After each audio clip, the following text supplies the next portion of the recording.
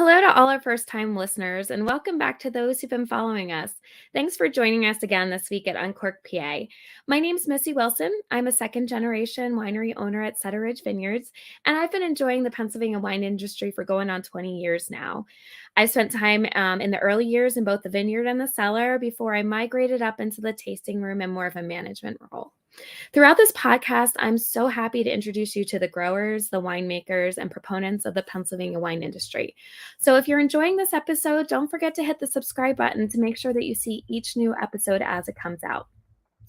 This week, I'm so excited we're actually talking Riesling. March 13th is International Riesling Day. So on today's show, we have interviews with both Sarah Troxel of Galen Glen Winery and Paul Vigna of Penn Live. So don't forget to visit PennsylvaniaWine.com for any additional information about wineries in your area and throughout the state. With the weather starting to warm up, it's a great time to start planning your getaway for next week, next month, or even over the summer. So let's start today with a little bit of a background on Riesling. So International Riesling Day wasn't one of those days that just was randomly picked. The first written evidence they have of this grape was actually on March 13th, 1435, when there was a copy of an invoice that was given to Count John of Katzenbogen in the Rhine region of Germany for Riesling vines that he had planted in his own vineyard. Riesling's actually the most grown varietal in both Germany as well as the French region of Alsace. However, along with Chardonnay and Sauvignon Blanc, Riesling is considered one of the top 3 white wine varietals. It's also grown in Austria, Australia, New Zealand, Canada, South Africa, and of course, the United States. So many people are familiar with those wines from Washington State and Oregon and the Finger Lakes, but you don't have to travel really far from where you are in Pennsylvania to find a winery that produces Riesling. Riesling's an interesting grape because it actually expresses the terroir of where it's grown, so it can vary from location to location. In addition, it can be made completely dry, which in the wine world means that there's no residual sugar left in the wine. So all the sugar has actually been converted into alcohol. To sweet, it can be a still wine and it can be made into a sparkling wine. In addition, you can see this varietal as a late harvest wine or even as an ice wine. So depending on the location of the vineyard and when the winemakers decide to harvest their grapes, Rieslings made only 20 miles apart can taste significantly different. So let's get started with talking to an actual grower and producer of Riesling and many other wines, Sarah Troxel of Galen Glen Winery located in Andreas, PA. Thanks so much for joining us today, Sarah. Oh my gosh, my pleasure and privilege. I'm delighted to be here. Yeah, so your vineyard and winery is located a little bit off the beaten path, but definitely worth the travel there. It has amazing views and amazing wines. Can you tell us a little bit about where you're located and relative to other bigger towns and cities? Sure. We are about an hour and a half north of Philadelphia, 45 minutes above the Lehigh Valley, and maybe about 2.5 hours from New York City. So we sit on a ridge with a commanding 20-mile view of rural Pennsylvania at about a height of 1,000 feet. So Galen Glen has become fairly well known not only in Pennsylvania, but all along the East Coast for your exceptional white wines. And the grapes that you guys have decided to plant are generally of German and Austrian descent. So what decided to drive you to plant the varietals that you chose to put in your vineyard? Some of it was trial and error. I'm going to be completely honest. We did plant some things we shouldn't have because we are a cool location. With us being located north of the Blue Mountains and on a high ridge. But the other thing that inspired us, my husband is 6th generation on our farm. Our children are 7, and their background is Pennsylvania Deutsch or Pennsylvania Dutch, so a Germanic history and culture. So once we got beyond some early mistakes, we looked to varieties that had done well, which were cool climate grapes, including Riesling. And Riesling, it turns out, is a natural fit for the cuisine of my husband's family's heritage. So many things contributed to us planting Riesling. And that is my husband in Riesling. In our oldest planting, planted in 1998, he's got the hedger on and he's trimming them. Oh, that's great. So the grapes are really what's needed to make a great bottle of wine, but actually skilled winemaking is the other half of that equation. So what do you focus on with your Riesling to really pull the flavor profiles out? And how does your Riesling tend to taste? Like, what are your typical flavor profiles for the Riesling that comes out of your vineyard? So the first part of your question, I mean, most of my winemaking is dedicated to showcasing what comes from the vineyard. We do have multiple plantings of Riesling and multiple clones. Those come in handy in the wine cellar in creating a style of wine. And each of those clones has a different expression. One is more stone fruit, so more peach, apricot. I like to think of like as an orange taste to it, not orange in the color, not orange as in an orange. And then the other clone is a more citrusy and also wet slate. Like if you ever smelled rocks after they've had rain, or if you're like me, licked a rock maybe. That kind of a taste, that kind of a citrusy lemon zest, and also maybe some white flowers that combine with slate. So in the cellar, I look to combine or maybe separate for vineyard designations those characteristics of Riesling. So you do have, like, in your tasting room, you have a couple of different Rieslings available to purchase. So you have your Stone Cellar and your Fossil Vineyard Rieslings. What's different in the vineyard between those two? Is there a difference in where the soil and where it's located? Is the mostly clonal difference? What do you really see as a designation between those two? So the Stone Cellars are driest. And backing up a little bit, all of our Rieslings are arrested fermentation. So if there's any residual sugar, it's natural. We don't add anything in. So that's also winemaking excitement, because arresting a fermentation is like stopping a freight train that's having a party and doesn't want to stop. So the Stone Cellar is typically our oldest planting. Single vineyard, and has more of that citrusy, wet slate, very crisp, refreshing, kind of mouth-watering taste that Riesling is famous for. Only a few grams of sugar, so essentially, well, technically dry. And then the Fossil Riesling is on our Fossil vineyard, named because that vineyard has fossils that are between 360 and 400 million years old. And they are very prominent. They're on our entire property, but that particular vineyard, steep slopes, lots of shale filled with fossils. And for that wine, I arrest it sweeter. So it's a different clone. It's got a higher level of residual sugar, about 10 grams or 1%. Still technically dry because of the rest of the balance of the wine. It still has that dry finish, but you get a little bit of sweetness and a little bit of that white, what I would say, white fruit. So maybe some white peach, or even almost a hint of yellow peach and white flowers. It's just more juicy. It tastes, because of the little more sweetness, it tastes a little more juicy than the dry Riesling. And then the semi-dry Riesling and the our Bubbly Blanc, which this year is Riesling. We just chose to leave the name as Bubbly Blanc because easier for consumers. And also we do change the blend out, and there's rules for labeling and all of those sort of things. So they are both sweeter yet. The semi-dry is, of course, a jump sweeter. And then the bubbly is the sweetest. Both of those, again, arrested fermentation. So they have this natural juiciness.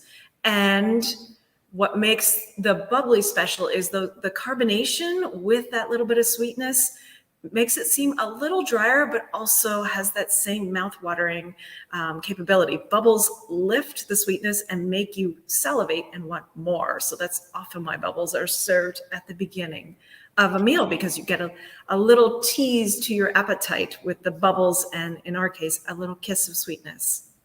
So you probably do your Riesling a little bit different than most wineries, definitely in Pennsylvania, but probably within the whole country too. That arrested development, I mean, the arrested fermentation you talk about is something that's typically seen in Germany. But a lot of times here, most times people just add sugar back in. So what made you decide to do it the traditional route versus the more common route that is seen nowadays? You get flavors from an arrested fermentation that you cannot get from. There's no other way to get them. Well, you could in German it's Süß Reserve, a sweet reserve.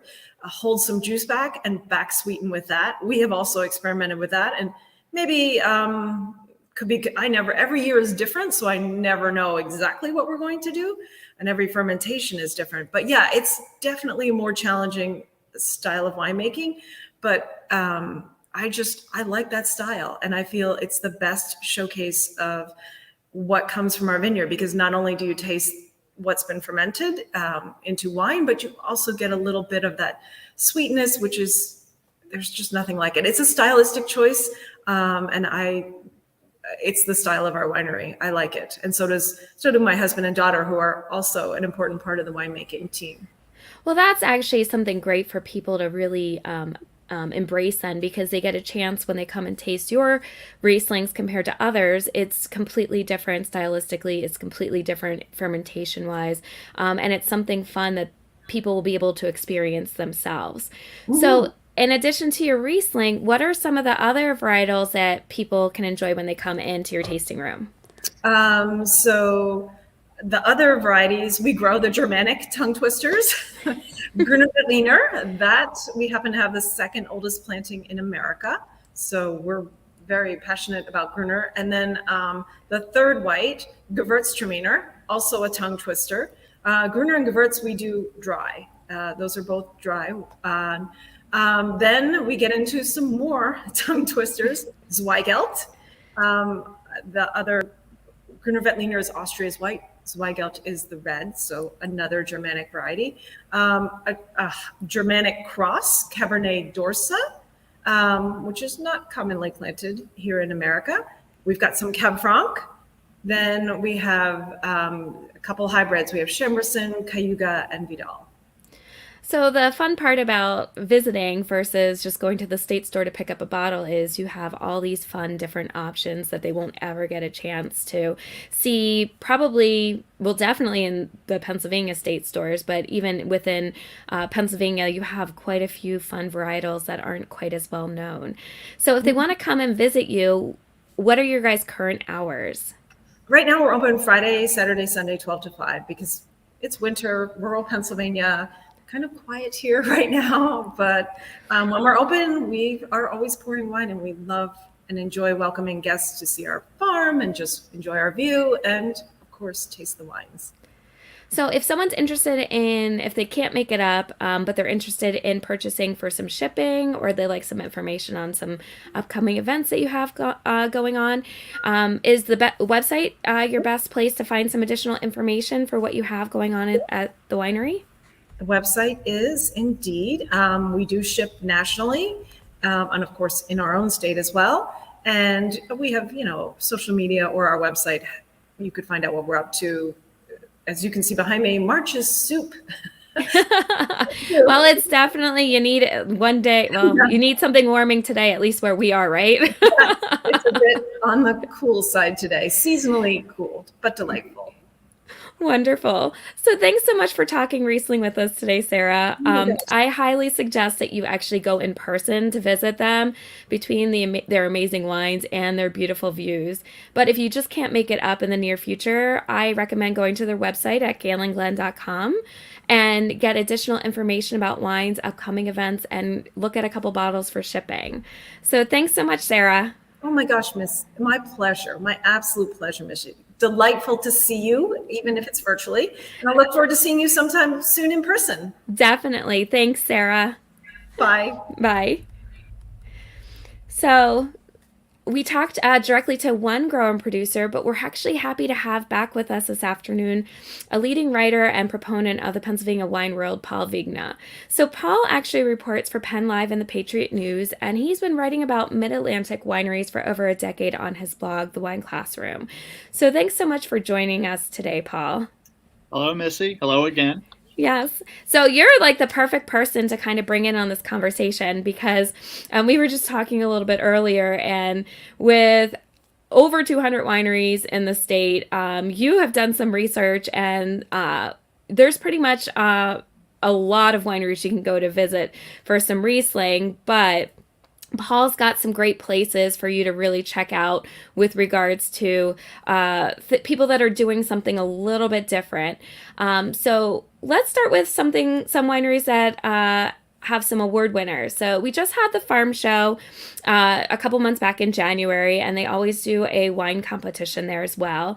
And there were some wines that won in the Riesling category. So can you let us know a little bit about the wineries that have had some great award-winning wines recently? See, I'm sure. I didn't look at the entire farm show list. I do know that Crosswinds. So I sort of I put down a list of 7 or 8 wineries that either made different styles or I noticed have done quite well in competitions. And Crosswinds Winery at Hershey sort of is in my neck of the woods, again up near the Hershey Harrisburg area, and I noticed they've always been known since they opened. It's sort of every winery has their own, what they're known for, what they're good at. And Crosswinds for Riesling has been good since it opened. And in the most recent farm show competition, it's semi-dry Riesling, and they make 2. They make a dry and a semi-dry. Won the best vinifera, one in the best vinifera category. So it was one of the best wines in the competition.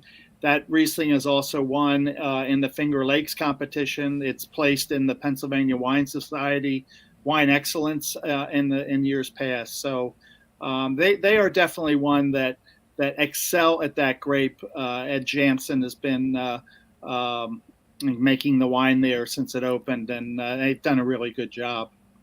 That's great. So, if you want to stick in that area around Hershey, is there any other wineries you suggest for people to kind of head out to if they're really interested in trying some great Riesling? Sure. Well, first of all, let me just mention Crosswinds is open Friday through Sunday, and of course, everybody's open. Different some are open more than others right now. Crosswinds is open Friday through Sunday. Vineyard at Hershey, I mentioned.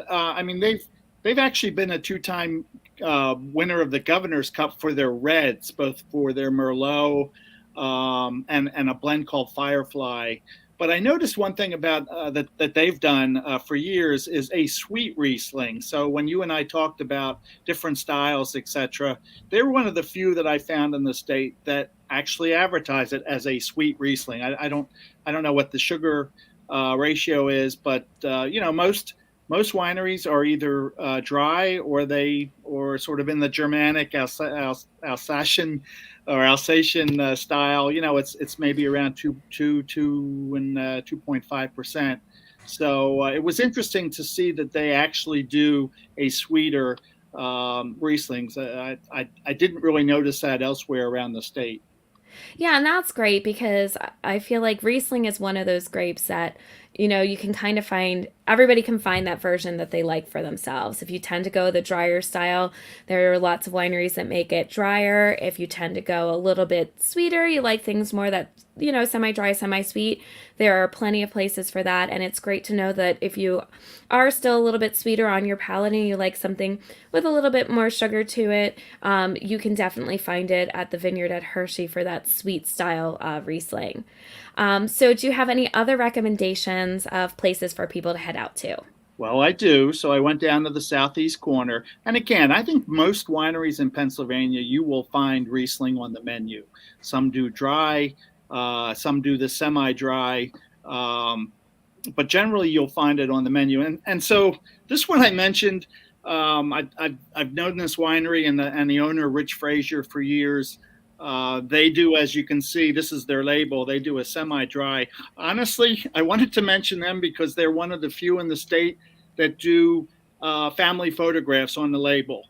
So, this I think is, the Aunt Pinky from 1940. It's just a really unique. It's a nice experience there. Honestly, their olive dip when we got is about as good as any I've had at any winery. Real comfortable setting in Bucks County. So so they make Riesling. They do a good job on the Riesling they make. But I just I wanted to bring them up.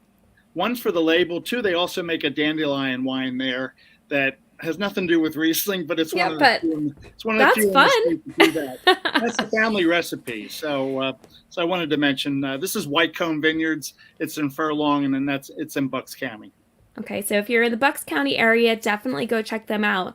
Now, if you head up a little bit towards my way, any suggestions in the Lehigh Valley? Yeah. Besides Galen, Glen, of course. Yeah, sort of the Allentown area, Vinecrest, which is one of the older wine. I mean, opened in, well, as you can see, opened in 1974. So one of the state's oldest wineries, operating wineries.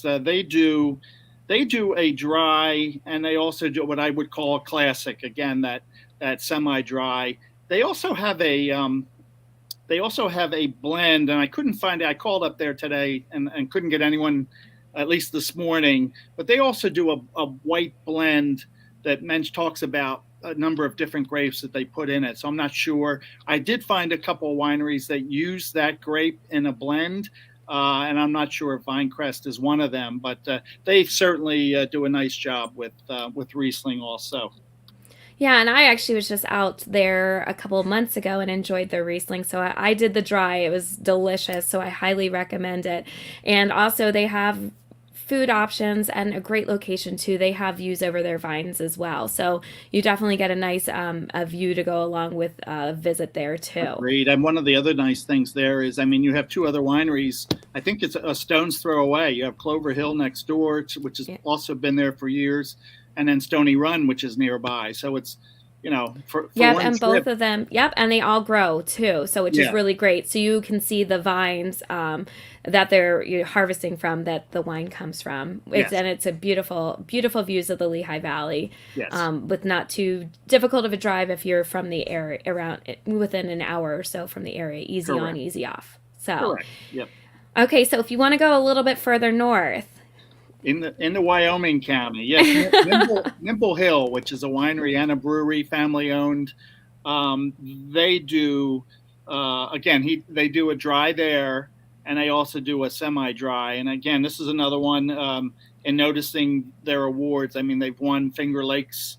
They've also medaled at Eastern International. So I think you're familiar with some of these pretty well-known regional or national competitions where their Rieslings have placed.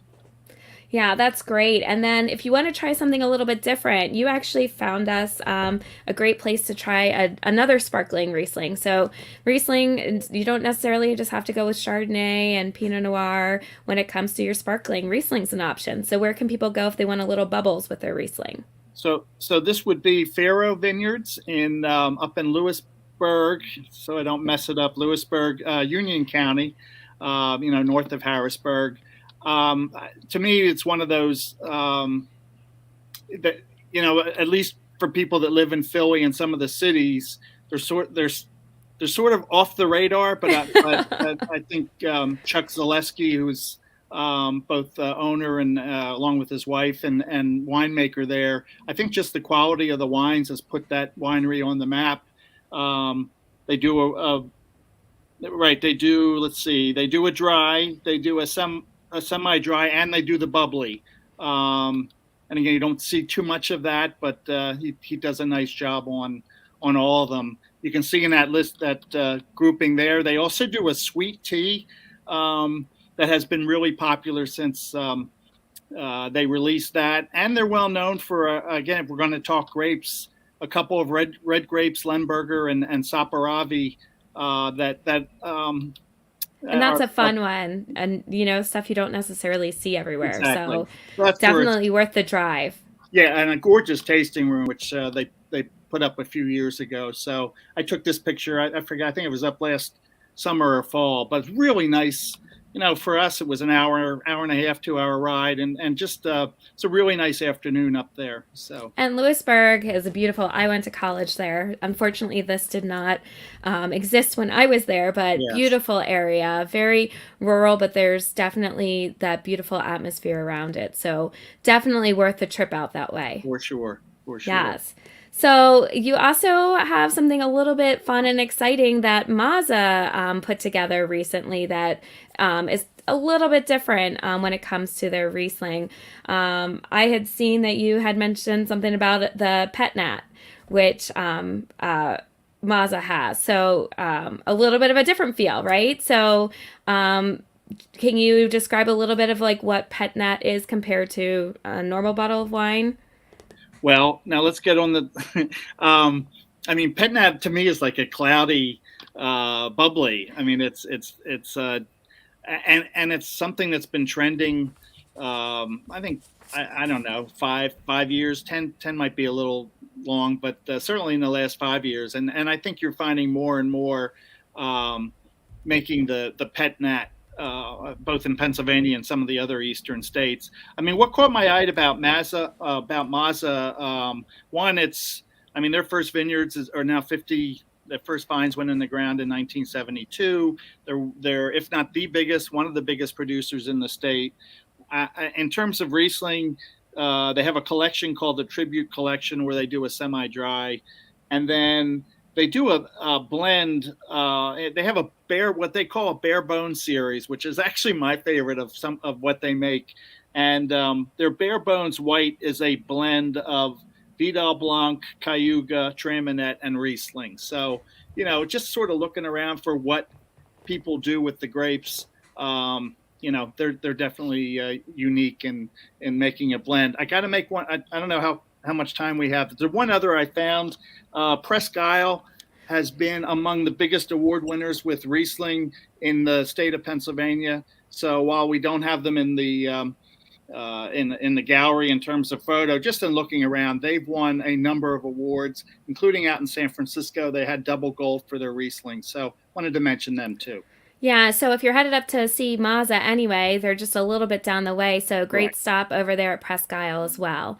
So thanks so much for all this info, Paul. Great wineries to check out if you're interested in Riesling, as well as some other fun grapes that they have. If you want to keep up with regular articles on wineries across Pennsylvania, you can visit some of Paul's articles on pennlife.com/food, and they have a lot of the different winery articles on there as well. So thanks so much, Paul. Yep, good talking to you. You too.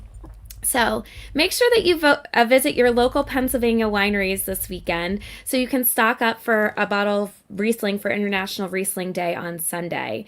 We'll be celebrating at Cedar Ridge with music, sales, and a Riesling mojito. So if you want something a little bit fun to do, this is a great pitcher drink. Just grab your favorite bottle of Riesling. If you like it dry, use a dry bottle. If you tend to go sweeter, just grab something you would typically drink. Make sure you chill your Riesling as well as some sparkling lemonade. And when you're ready to serve the drinks in a large pitcher, just mix your bottle of Riesling, 2 cups of sparkling lemonade, the juice of 2 limes, and some mint. And if you're looking for that pretty presentation, garnish your glass with a sprig of mint and some lime. Riesling's a great wine on its own, but it's also a great base for less alcoholic versions of mixed drinks. A wide variety of sangrias are perfect for spritzers on a hot summer day. Join us next time as we begin traveling through the state of Pennsylvania again. Next time, we're headed up to the North Central region where there's a lot of great and interesting vineyards and wineries to visit. You want us to touch base on a topic that you would like to learn about? Feel free to leave a suggestion in the comments section. We stream live the second and fourth Tuesdays of every month at noon on both Facebook and YouTube. If you can't listen live, you can watch the program whenever is most convenient for you, or you can also listen to Uncorked PA on Apple, Spotify, or your favorite place to stream your podcasts. Don't forget to subscribe to the station so you know when new episodes are posted. Don't know where to start planning your visit to the next Pennsylvania winery? PennsylvaniaWine.com is a great tool to have in your back pocket. We want to thank the Pennsylvania Wine Association for supporting this program with grant money from the PLCB, and we look forward to sharing more hidden gems with the Pennsylvania wine world with you next time. Have a great day.